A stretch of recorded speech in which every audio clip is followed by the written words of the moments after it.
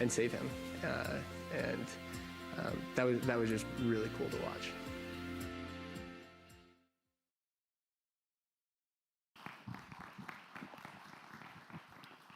Good morning, everyone.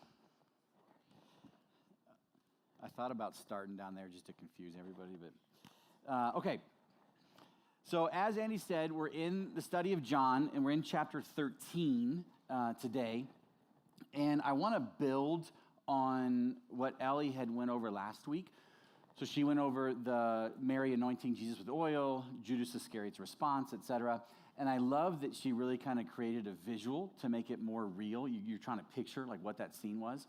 And so I want to continue with that. And as always, I want to start with some context and background and what have you.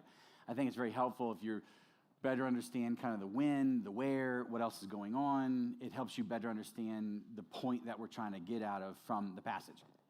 So to start with, time. When did these events occur here in chapter 13? Most likely either in 30 or 33 AD. It was springtime, so it would have been April-ish. It would have been the month of Nisan in the Hebrew calendar.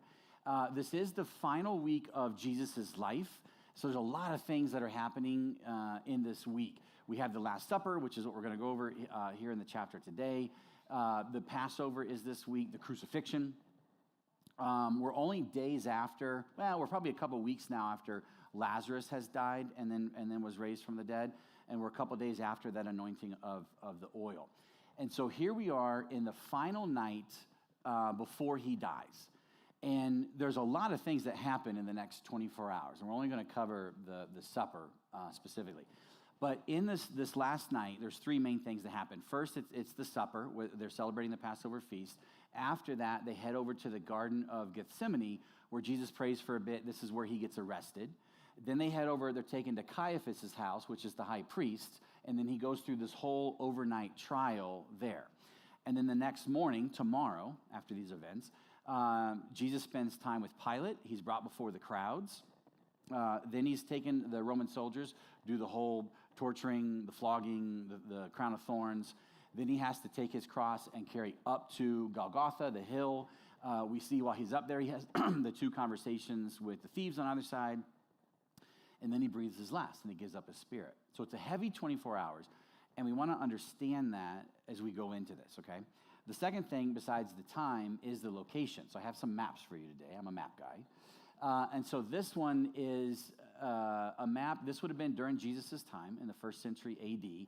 So you see Jerusalem. This is loosely straight north. And so I think, north's a little bit that way. And so you see the city of Jerusalem. You can see the Temple Mount, kind of the big open area there. Then the city drops off. It's this cliff that's maybe, 50, 100, 150 feet high, somewhere there. Anyway, it drops off down into what is known as the Kidron Valley. And then when you hit the bottom, you head back up to the Mount of Olives. And so the Mount of Olives is this ridge line that kind of parallels the city.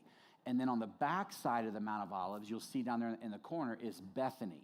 Bethany is the town where Lazarus and Mary and Martha all live. So this is where he died. This is where he was raised. This is where the anointing of the oil took place. And so the general idea is, Jesus, of course, grew up in Nazareth, and then he moved his headquarters during his ministry into Capernaum. These are all north in Galilee. But he would come down to Jerusalem a lot. And so the general idea is when he would come down to Jerusalem, he would actually stay in Bethany because he was really good friends with Lazarus and Mary and Martha and free lodging. And he would stay there, and then each morning, they would go up over the hill, the Mount of Olives, down through the Kidron Valley, up into the city. He would do his thing during the day, and then at the end of the day, he would come back down in the valley, back up the Mount of Olives, and then back over to Bethany. It's maybe like an hour and a half walk somewhere in there. So that gets you kind of zoomed out a little bit of this area and what's going on. This next one is zoomed in a little more into the city itself, and so there's a lot to cover here, but I'm just going to highlight some points. So if you start on the far right, my right on the screen, but anyway, that's the Kidron Valley right there, and you see the Garden of Gethsemane up on the slope. You can still go to the Garden of Gethsemane today. There's even, when we were there, we were told there's a tree that's been carbon dated to the 1st century of the Roman Empire, which means that tree was there when all these events went down, which was just like mind spinning for me. And then you see the little arrow on the other side of the hill is Bethany. So then you can come in and you got the Temple Mount. That's where the Jewish temple is. All kinds of stuff happens there, Old Testament and New Testament. Just north of that, above that, is the Antonia Fortress, where the Roman garrison would have been to kind of keep tabs on the Jews. The Jews could be a bit of rebel rousers at times. And so they had the fortress right next to the Temple Mount so they could look down and see. That fortress is still there today. And then you'll see, kind of going west of there, Golgotha. This is the hill. This is Calvary. This is where Jesus died. There's two main theories on where that location is. We don't know for sure. That one there on this map is the traditional one that more the Catholics and Orthodox and Coptics all hold to. And then there's another potential site a little north just off this map where a lot of the evangelicals kind of hold to. Anyway, and so then if you look below the temple there, you see that lower city. Today, it's just old ruins. A lot of our archaeological digs are done there. But back in the day, this was called the city of David. So Jerusalem existed even kind of before David with Melchizedek and all kinds of stuff. But when David was here, he built out the lower city. And so most everyone would have lived in that lower city just south of the Temple Mount. And then over the next 1,000 years, between David and Jesus, that upper city was built. And so you can see in the upper city, you've got Herod's palace and the Hasmonean palace. You see the house of Caiaphas, that's the high priest. That's where the trial would have occurred. And we know that location. You can go there today. And then just below that, you'll see in the kind of the left-hand corner, upper room. We don't know for sure where the upper room is. So if you go there today and you go to Jerusalem, to the upper city, there is a place, like we went, where maybe it occurred, and it's an upper room. And so it at least gives you an idea kind of physically what was going on.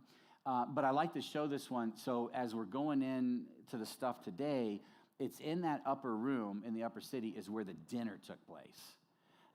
So he would have started the day in Bethany, came into town, was doing his stuff. They end up at dinner there. And then after dinner in the upper room, they head over to the Garden of Gethsemane, where he prays and he gets arrested. They bring him back over to the house of Caiaphas, where the trial occurred. And then that goes through all night. And then into the next day, into the day of crucifixion, he kind of pops around several different places there. And then, of course, ends up at Golgotha. So I just like showing you this. I'm a visual person. It kind of helps, paint a picture for me as well. And then the last one is just a modern day picture of Jerusalem. This is the Temple Mount. And so you see the gold dome. That's the Dome of the Rock. And then just south of that, there's a gray roof and a gray dome. That's the Al-Aqsa Mosque. Just north of it is, you can barely see the Antonia Fortress. And then again, this is looking straight north. So to the right off screen is the Kidron Valley. Just down below, you can see parts of the lower city, the city of David. And then just off to the left corner would be Caiaphas' house and the upper room. Make sense? Pardon me, normally when I'm teaching, we just have question time. Can't do that. We'll keep going. So it's important to know the dates and the locations. And then to me, the most important thing is to understand what's happening right before and after this to Jesus, so we can better understand his mindset and his heart set in the moment. And what you see, Andy had mentioned this a couple weeks ago, I think chapter 11, where Jesus is troubled. And the Greek word means to be like stirred up or agitated. The idea is you are not at ease, you're upset, you're bothered. And it's a pretty strong word. It's an emotional feeling. And so it's important to know as we look at this dinner and what Jesus is about to do, in the midst of him doing these things, he's extremely troubled. So his spirit is agitated. He's bothered. He's upset. He's uneasy. Why? Multiple reasons. One of the reasons is his hour has finally come. So when you see in the book of John does a couple references. He's telling this narrative of Jesus, and he uses this phrase, his hour had not yet come, his hour had not yet come, his hour had not yet come, and then his hour comes. And so we see in John 2, early in the book, this is the wedding at Cana. They're running out of wine. Jesus' mother, Mary, decides to get involved, and then she decides to get her son involved, say, hey, come do something with this. And so Jesus responds to his mother, and he says, woman, what does that have to do with us? My hour has not yet come. Then we see a couple chapters later, Jesus is talking with a group of people, and he's explaining how he is from the Father. And what he's saying is, when he says, I'm from the Father, he's saying that I and the Father are one. He's saying, I am God, I am divine. This is blasphemy to the religious leaders. And how do you treat blasphemy? You stone the person to death.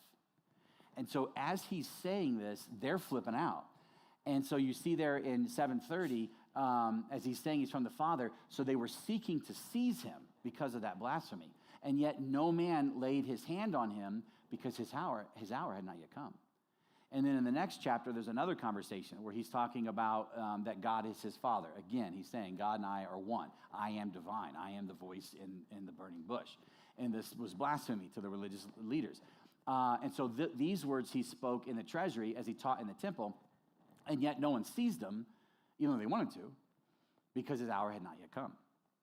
So then we lead here into chapter 13 in verse 1. This is the night before he's killed on the cross.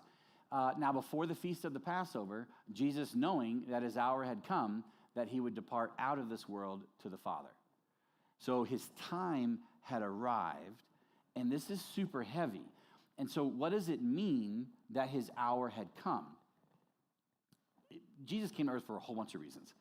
One of them was to die for our sins. And so he knows in the next 24 hours, he's going to be arrested, tried, tortured, and crucified.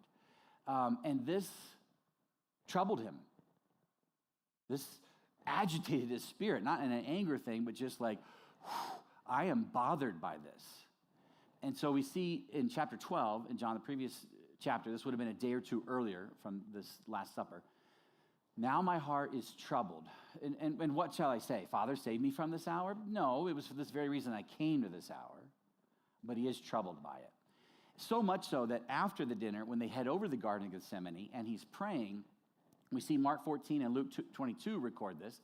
And Jesus began to be very distressed and troubled. And being in anguish, he prayed more earnestly, and his sweat was like drops of blood falling to the ground. And you can see right there in that verse, distressed, troubled, anguished, earnest, sweating blood. These are intense terms. I think I kind of grew up thinking like Jesus is this stoic, pacifist hippie, like always just like chill, just relaxed. And the more that I've studied him in Scripture, I see how passionate he really is, his zeal when he flipped the tables. He's a bit wrecked. He knows what he's got to do, but it's messing with him a bit, okay? So this is the frame of his mind and in his heart as he's going into this dinner, because he knows what's going to happen. But he's not agitated and troubled just because of these events that are going to occur. He's also troubled because one of his 12, Judas Iscariot, is going to betray him. Ellie touched on this last week out of disillusionment, disappointment, confusion, whatever it is. Judas Iscariot decides to sell out Jesus to the religious authorities for 30 pieces of silver. And Jesus knows this. He knows that it's coming. And so there in chapter 13, verse 21, he's speaking about Judas Iscariot as they're all sitting there at the dinner. And he was mentioning some other stuff. And so when Jesus had said this, he became troubled in spirit. And he testified and said, truly, truly, I say to you that one of you will betray me. But that's not the only reason that he's agitated, because he also knows that his inner circle of 3 is going to fall asleep when he needs them most. And so one of the things, as you study in the Gospels, and you have the 12, you see that there's a number of times where he's with all 12 or with all 70. There was 70 like total disciples at one point. But anyway, he'd be with all 12, and then he would pull Peter, James, and John to the side, and he would do something more special with them. It was usually these intimate conversations. And so these 3 became his closest friends. These are the ones that he could most drop his guard down and speak with. These were the ones that he relied on the most. And so going into this dinner, he knew that later on in the garden, here he is sweating blood. He's praying because he's so bothered by what's about to happen. He goes back to lean into them and just get some comfort, and they're sleeping. And this happens twice. And so in Mark 14, it mentions this. And again, he came and found them sleeping, for their eyes were very heavy, and they did not know what to answer him. Not that they shrugged it off, but they didn't really give a reason for why they'd fell asleep. And it wasn't just these 3 that were going to fall asleep in addition to the betrayal and all the events of the crucifixion. He knew that one of those 3 in the inner circle, Peter, was going to deny him 3 times overnight into the next morning. And so Peter, this is in John 13 again, Peter's talking a big game. Lord, I got you. I got your back. I'll go to the ends of the earth with you. And Jesus answers him and says, will you lay down your life for me? Truly, truly, I say to you, a rooster will not crow until you deny me 3 times. Now, kind of side note with the truly, truly, we see this a bunch. Sometimes translations say verily, verily. Some say amen, amen. The point is the Greek is, and it's usually Jesus who says this, hey, pay attention to what I'm about to say because I mean it. And so he knows that Peter is going to deny him 3 times. That's not the only reason that he's troubled and bothered, because he knows that the remaining 10 are going to flee as soon as he's arrested. So there in the garden, of course, Judas Iscariot has already left. Peter stays with him through the night while he's denying him. But the other 10 just cut loose and run. And so you have, these are the 12 guys that you've been training and developing for the last couple of years, and then when the going gets tough, they all split. That's not the only reason that he's bothered right now, because the 12, and Luke points this out, and this would have been right before the dinner itself, maybe on the way to the dinner. Luke records a dispute arose among them as to which of them was considered to be the greatest. So they're arguing amongst themselves, hey, we're following the King of Kings, like we know who he is, that's awesome. Who's going to get the most honor, right? Who's going to get that position of power or privilege as we get to serve him? And this is what they're focused on, while he knows all of these things are about to happen. So when I was putting together the prep for this message, and I'm going through this, I'm like, all right, I just need to pause on this for a second, and I need to sit in it. Man, you are wrecked. Repeatedly, you're troubled, you're distressed, you're agitated, you're bothered, you're upset. And so I started thinking about, what do I do when I'm stirred, agitated, stressed, upset, bothered, when I've got some heavy thing that I'm dealing with, or I've got friends that I feel like aren't coming alongside of me? How do I respond? The answer, not well. I don't handle this kind of pressure very well. If you guys know me, my tear ducts are in overdrive. I use my tear ducts a lot. I'm always in my head. My inner voice is always on. And so I get overwhelmed easy. So when I'm overwhelmed with a bunch of stuff, I try to escape. And there's several different ways that I do that. Sometimes I go play a video game, currently Assassin's Creed Shadows. Sometimes I try to take a nap. Sometimes I'll go grab a couple beers with a friend just to chill. Or I turn to one of my favorite sins. There's all kinds of ways that I can do this, but typically it's not well. And so I want you to think for a minute. You don't need to shout this out, but honestly, just take a minute though and think through, if I know something heavy, I'm either in the middle of it or it's about to come up, or I've got a whole series of friends that are not helping me. And you know how like Murphy's Law, things just start building on each other. And it's like, seriously, God, right? But just think about times when you're feeling overwhelmed, when you're deeply upset or bothered. What do you turn to? What do you think about? What is typically your priority in the moment when you're dealing with that? So just take a minute just to think about that.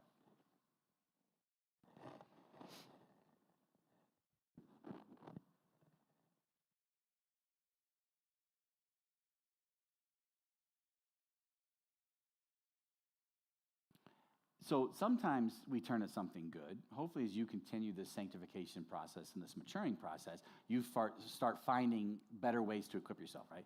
But there's a lot of unhealthy things that we turn to.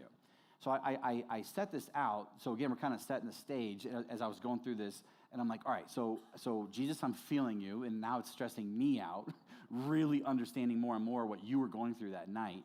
How did you respond? What did you turn to, Jesus? What were you focused on? How were you feeling and thinking in the midst of all this? So we see here in John chapter 13, verse 1, now it was just before the Passover feast. Jesus knew that the time had come for him to leave this world and go to the Father. Having loved his own who were in the world, he now showed them the full extent of his love. That's what he was focused on.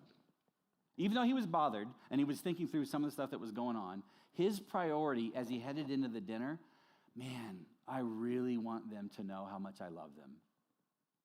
Because I do, I deeply do. And I want them to know it, and I want to show it to them, And I want them to kind of emulate this. And, you know, when I was first kind of reading through this, I'm like, yeah, I wouldn't have done that. Like, that wouldn't have been the first thing that I turned to. And if you've taken my classes or see me in the other messages up here, you know that I start to get really fired up when I talk about my king. I love Jesus as my king. And there are hundreds and thousands of reasons why he's my king. But this is one of them. That in 24 hours, he's dead. And it's not a pretty 24 hours, like not at all. But knowing that in 24 hours he's dead and it's not a pretty hours or not a pretty time, this is what he's focused on. Gosh, I love these guys. Like, who does that? You know, this is the king that I want to trust in. This is the king that I want to follow. So now I've got, okay, man, all right, so how'd you do it, God? What did you do to show them that love in the moment? So what he does next is he washes their feet. So then I had to ask myself, why? Like, how, like, you're trying to show them the full extent of your love, and then you go wash their feet. Why did you do that? How does that show them love? So now we go, let's do a little bit of context and culture and background into what feet washing was all about. So this is 1st century AD. This is a culture and a land where everybody is either walking around barefoot or open sandals. And you're walking around on the dirt, and even though Roman roads would have been paved, even the paved Roman roads would have had dirt on them. So all day long, you're running around, you're running your errands, you're visiting people, you're doing whatever it is that you're doing, and you're walking out in the dirt. And so your feet are just going to get caked with dirt, mud, and other stuff. It's nasty. And it was one of those accepted things. What else can you do? You got to deal with it, at least in the time. But then when you came home at night, you came into your house, or you go over to someone else's house, or there's like some special event like this Passover feast, this Last Supper, you definitely wash your feet. It's very, very practical. So it's just, hey, we need to clean our feet because we're walking in someone's home and they're caked with nastiness right now. And also keep in mind, so in this culture, chairs were not really a thing. So if you had tables, the tables were low to the ground. So you didn't like pull a chair and sit at the table. The tables would be low to the ground, but with special events like this, like the Passover, you wouldn't necessarily come up and like sit Indian style next to it. What you would actually do, and they got this from the Greeks, by the way, but you would lay down next to the table. So if there's this U-shaped table, and everyone's kind of laid up where their heads are up against the table there, and you usually would lean on your left shoulder or elbow. Why? You eat with your right hand. Most people are right-handed at this time. So your feet are out kind of away from the table, and you lean in, and you can grab your glass of wine or your cheese or bread or whatever it is you're doing. So this would have been the scene, like Jesus is laying up there. John's on just to the right of Jesus. Judas Iscariot is just to the left of Jesus. And so even though your feet are away from the table, it's still all low to the ground. And even as you walk in, your feet are right near the table and all the food. So there's a practical component here that you need to wash your feet. Also, feet washing is super humbling. So one of the things I learned is it was always the inferior washing the feet of the superior. So this is a caste system, right, in Greek, Roman, Jewish even. And so this always would have been the job of the slave or servant to wash the feet. You always kind of washed up. The superior, of course, would never wash the feet of the inferior. I also found out in the research that you wouldn't wash peer to peer. It's absolutely the inferior's job to do the feet washing. And so it's humbling. So another question here then is, why were their feet not washed? Because in that culture, they should have already done it, especially if they're celebrating the Passover feast with Jesus. So the text never gives the details to this. So this is some inference and some conjecture. But I think there's two main reasons. One is, what I believe is there were no servants or slaves there. So when they arrived, there was no one to wash their feet. Second, what was the conversation that they just had on the way to the dinner? Who was the greatest, right? So where's their mindset? We're trying to see who's going to have the most honor, yeah? And so as they come in, you can imagine, and they're probably a little fired up in different ways according to their personalities, but they're talking about who's going to be the greatest in God's kingdom at Jesus' side. That's a superiority type of thinking. Then they come into the upper room, everything had got prepped, but there's no slaves or servants there to wash their feet. So you can imagine they're thinking, I'm not doing it, right? Because the instant that I go to wash everybody else's feet is the instant I take myself out of that debate. I don't want to take myself out of that debate, right? I've lost any argument I'm giving about who's going to be the greatest. I lose that argument the instant I become like a slave or servant and wash their feet. So you imagine the mindset there. So Jesus then, and I think this was at the beginning of the dinner, he's sitting there and he's thinking through like I'm troubled and I'm going to come in a bad spot emotionally and mentally. But my focus is I love these guys. I care about them. I want them to know it because I'm dead in 24 hours, and I want to show it to them. I don't just want to say it. I want to exemplify how much I care about them. And Jesus knows that biblical love, there's a practicality to it and there's a humility to it. So when you love somebody, you meet some need. Also, it's you being willing to be humbled in whatever it takes to meet that need. And so Jesus sees this and sees an opportunity. And he's like, oh, this is perfect. I'll just go ahead and wash their feet. I'll lower myself to be the slave or servant and show them that. So with that in mind, let's read the text now. Jesus knew that the Father had put all things under his power and that he had come from God and was returning to God. So he got up from the meal, took off his outer clothing, wrapped a towel around his waist, and after that he poured water into a basin and he began to wash his disciples' feet, drying them with a towel that was wrapped around him. And then a couple of verses later, right after that, so when he had washed their feet and taken his garments and reclined at the table again, he said to them, do you know what I've done to you? You call me teacher and Lord. Teacher would be rabbi, it's a place of honor. Lord means divine master. So you call me the rabbi and divine master, and you're right, for so I am. So if I then, the Lord and the teacher, washed your feet, you also ought to wash one another's feet. For I gave you an example that you should do as I did to you. Here's the truly, truly again. Pay attention. Listen to what I'm saying. Truly, truly, I say to you, a slave is not greater than his master, nor is one who is sent greater than the one who sent him. If you know these things, you are blessed if you do them. So what is Jesus trying to get them to understand? What is he trying to get me to understand? What does he want each of you to understand as we read about this thing 2,000 years later? That he is Lord, right? He's Lord of Lords, King of Kings. He's the creator of the universe, self-existent. There's a Hebrew name for God, El Elyon, and El Elyon literally transfers the powerful one above all powerful ones. So he's top dog, ultimate authority, eternal authority, unquestioned authority, nobody above him. And yet here he is going all the way down to the role, the things that humans had expected only servants and slaves should do. And so he humbles himself because of his deep love for them. He's like, it doesn't bother me. I'm so comfortable in my own skin. I have no problem being a slave or a servant and doing something offensive or contradictory or challenging. And so he does not wield his authority as something to take advantage of. His focus is not on his position, but rather his care for his children.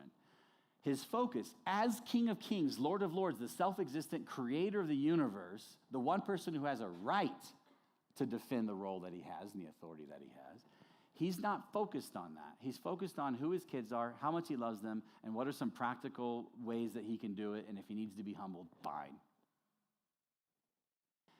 And he wants us to do the same as him, to focus more on our love for each other than defending some status we think we have. And whoever takes part in this is going to be blessed. They're going to be fortunate. Does that mean they're going to get rich? No. What does it mean to be blessed and fortunate? You're going to be received by God, and you're going to get a partner with him in this kingdom work we're doing this side of the gates. It's a pretty cool thing. Now, when I got here early this morning, was listening to the band as they were kind of practicing it, and they were doing that Lean Into Me song. And that song is based on John, as he's on, Jesus is here, John's here. During the betrayal part here in John 13, they're trying to figure out who it is. John leans into Jesus. Peter kind of nudges him to do it. And John says, hey, who is it? It's in this chapter. And I'm like, man, why didn't I cover that? I'm like, can I rewrite the sermon in 10 minutes? Nope. I trust this whole humbling thing was really what was jumping out of me. But I want to highlight other things that happen in this chapter. I love the whole kind of verse by verse route. Preparing a sermon is super hard because I'm like, oh, I want to cover this and this and this and this and this, and I can't. And so I at least want to highlight that here in the chapter, as Jesus is doing the feet washing, Peter objects because it's clicking for him what Jesus is doing. And he's super uncomfortable with this, so he tries to stop it. And Jesus is like, no, we got to push through with this. Trust me in this. And then he has a whole huge chunk of chapter 13 is Jesus going into the betrayal of Judas Iscariot. And then part under that is where John leans into him, right? Like we had with the song. Another thing, and this John himself in chapter 13 doesn't even cover this. This is why you need to read a harmony of the Gospels and read Matthew, Mark, Luke, and John.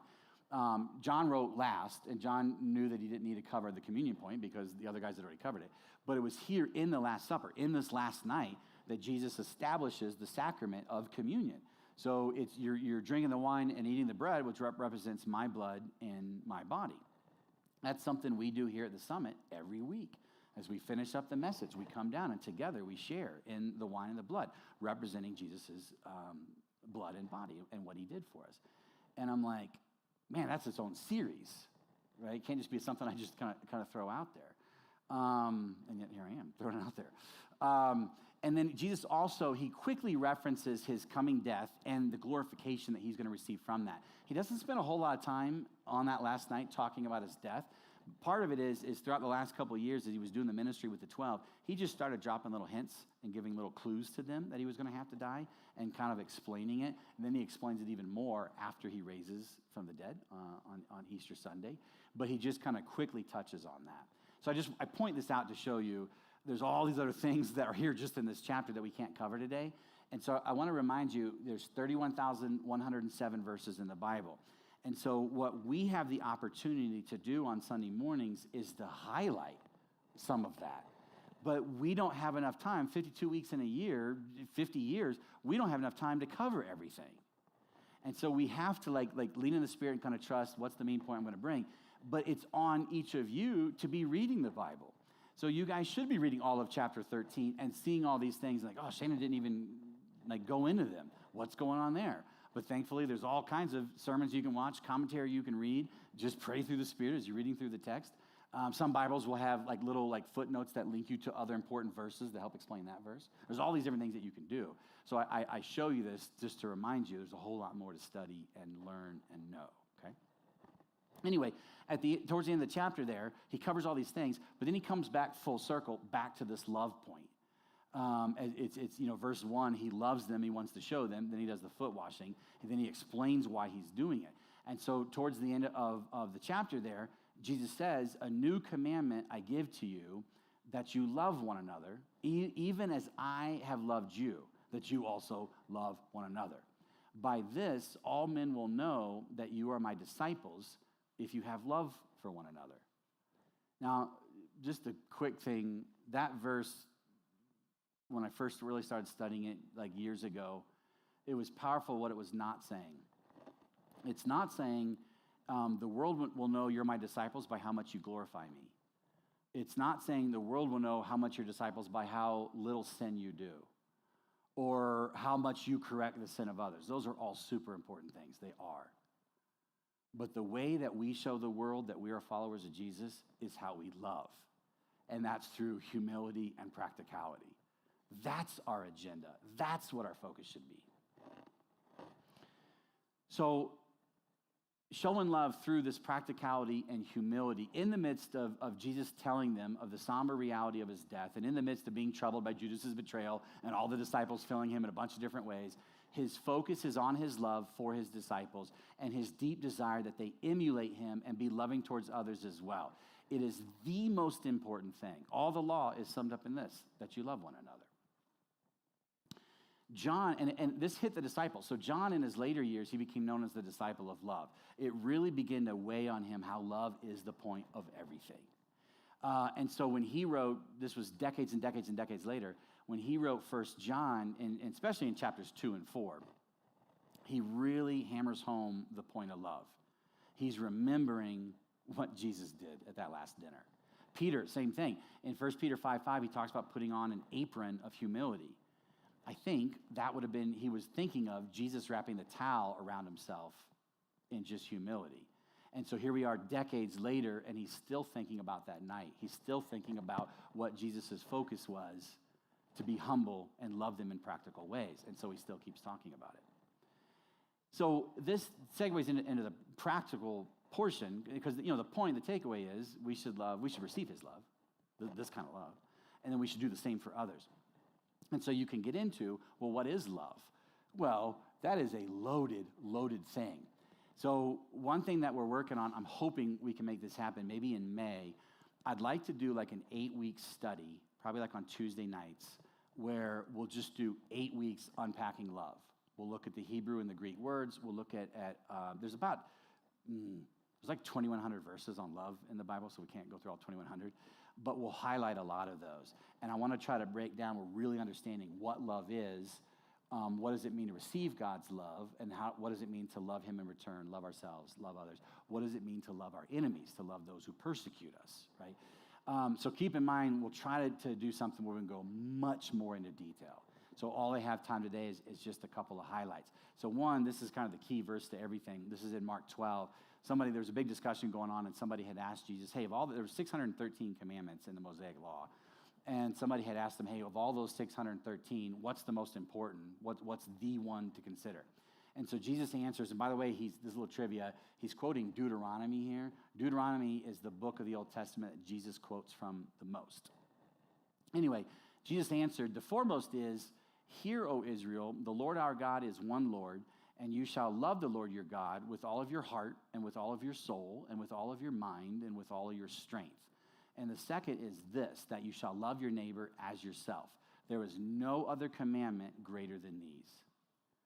There's a side note, all caps doesn't mean he was yelling it. This is NASB, I think. But anyway, most translations, when they quote or when they put something in all caps, it's a quote from the Old Testament, is a clue to what that is. Anyway, the point of that is, you see that love includes the heart, the soul, the mind, and the strength. And so what that is, just briefly, the heart is the affection piece. It's the emotions of love. It's treasuring somebody, delighting in them, really valuing them. The soul is the volitional commitment piece. It's you making a decision that whoever you're loving, I'm committing to their well-being. The mind is your attitude and approach towards them. So how you think about them, how you see them. And so if you're loving somebody with your mind, you're actually trying to get to know them. You're trying to understand their personality and their triggers and what have you. You're also, there's a goodwill here. You're wishing well for them. You want them to receive good. You also want them to do good. And then the strength is the active component of love. It's doing some active thing that contributes to their well-being, whatever it is. And then what is the underlying attitude of love? So this is Philippians 2. This is Paul talking to the Christians that are in Philippi, this Greek town. And you can see, like keep in mind what we've been talking about and read this passage with what Jesus was doing with the washing of the feet there. So Paul says to them, hey, if there's any encouragement in Christ, any consolation of love, if any fellowship with the Spirit, if any affection and mercy, will you fulfill Paul's joy by thinking the same way, having the same love, sharing the same feelings, focusing on one goal. Do nothing out of rivalry or conceit, but in humility, consider others as more important than yourselves. Everyone should look out not only for their own interest, you got to take care of yourself, but also for the interests of others. And so make your own attitude that of Christ Jesus. And so again, think about like this, Paul wasn't there that night, but he would have heard about it and known about it. That Christ Jesus, who existing in the form of God, did not consider equality with God as something to be used for his own advantage. Instead, he emptied himself by assuming the form of a slave, taking on the likeness of men. So Paul's even explaining this, that if we're going to receive God's love and love others and ourselves as him, there's a humility there, there's a practicality there. When I was putting all the research together, Andy had sent me this commentary. It's called Pillar something. Anyway, it had 2 quotes that like was a punch in the gut to me. And so the question here is like, because another thing too with feet washing. Some churches think that because of this passage, we're supposed to wash each other's feet. the passage is not telling us to wash each other's feet today because it doesn't carry over to our culture. We wouldn't even really understand how they understood it. So the point isn't to wash feet, but the point is the feet washing was this humble and practical thing, therefore we should be humble and practical. And so one of the quotes says, one of the ways that human pride manifests itself in a stratified society is in refusing to take the lower role. The other one says, the point of the lesson in this context is in any case painfully clear. No emissary has the right to think that he is exempt from tasks cheerfully undertaken by the one who sent him. And no slave has the right to judge any menial task beneath him after his master has already performed it. So here's the thing. The more that we understand this, and we're realizing that if I truly want to love God, love myself, love others, love each other here in the Summit family, I need to be humbled. And I need to be willing, cheerfully willing, to take the lower role, to give up any advantage or not focus on my position, to give up any of that. And what we're going to find is there is no legitimate excuse to justify that. No matter what you try to argue, well, I don't want to do that, somebody else should do that. And I don't think most of us would use language in our own head like that's beneath me. We would use more subtle language like I've got more important things to do, I'm too busy to do that. There's all kinds of ways this subtle pride will kind of kick in our thinking. But if Jesus himself, El Elyon, the creator of the universe, was willing, cheerfully, no problem at all, to go ahead and do exactly what everybody thought only slaves and servants do, he had no problem doing that, then there is no legitimate reason, no legitimate excuse for us not to do that. That, guys, I say that's hard, right? Like I'm in an elder position now. Oh, I've got according to the Bible, I've got authority over this church.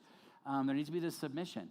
And I'm like, oh, man, while there is elders have authority, it's with this in mind because Jesus has ultimate authority. So I need to be looking through ways that I can, as an elder, as a fellow human, as a fellow Christian, how can I make sure that I'm sitting in humility, being willing to do whatever needs to be done? And so, like, just thinking through that as I was prepping this, I'm like, all right, God, and I know you're going to show me some opportunities here to do this. So as we wrap everything up, as the band comes up, we're going to go into our time of worship. We need to switch over screens so you can see the words, so you may want to screenshot this real quick, or I can always just send you this file too. But anyway, as we come into this final time, and we're going to be singing and worshiping God, we're going to be taking the communion, remembering what he did for us, and why that shows like how he was willing to die for us, had no problem. I mean, it was rough, right? He was troubled, but he did it.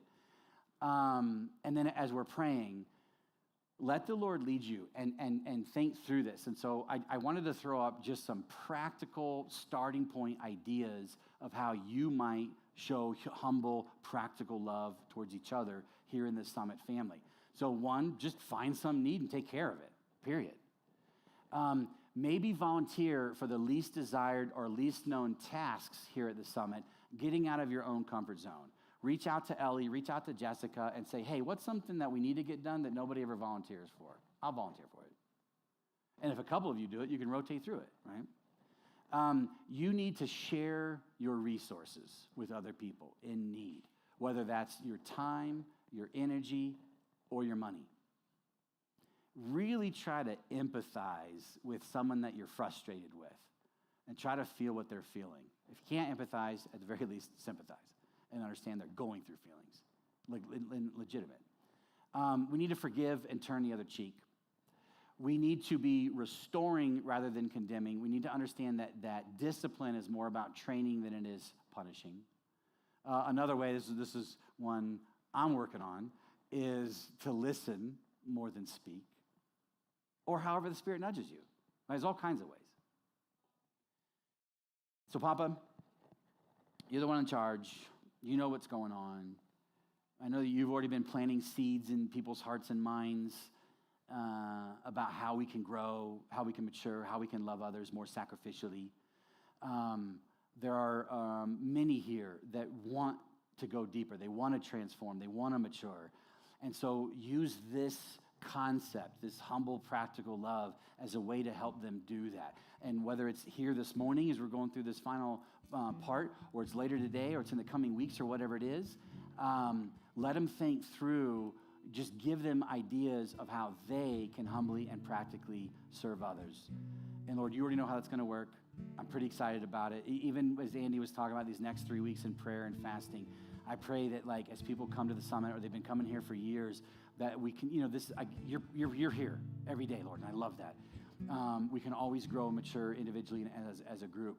And so I pray that in the coming weeks and months, we just see more and more of this, where people are like, what's going on with you guys?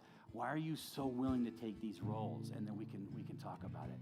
And so we thank you ahead of time for what you're going to do.